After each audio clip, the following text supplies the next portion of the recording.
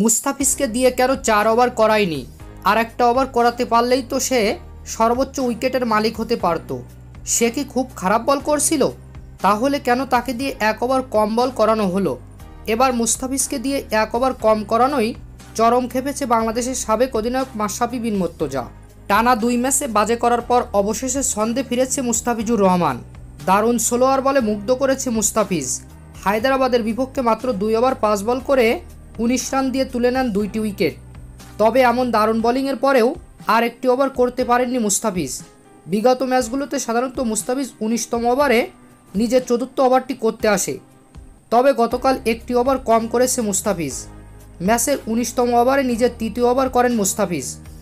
তবে মুস্তাফিজ যদি আরেকটি ওভার করতে পারত তাহলে হয়তোবা আরও 1টি কিংবা 2টি বেশি উইকেট নিতে পারত। এমনটাই দাবি করছেন বাংলাদেশের সাবেক অধিনায়ক মাশরাফি বিন মুর্তজা। তিনি বলেন, আমি চেন্নাইয়ের প্ল্যান বুঝলাম না। মুস্তাফিজ এত ভালো বল করছিল, তারপরেও তাকে দিয়ে কেন একটি ওভার কম করানো হলো? এমন তো নয় সে খারাপ বল করছিল। আজ সে 2টি উইকেট নিয়ে বুমরার সমান 14টি উইকেট নিয়ে সর্বোচ্চ উইকেট শিকারের বোলারের লিস্টে 2য় অবস্থান করছে। মুস্তাফিজ যেভাবে বল করছিল তাতে নিশ্চিতভাবে বলা যায় আরেকটি উইকেট পেলে সে সর্বোচ্চ উইকেট শিকারের মালিক হতো।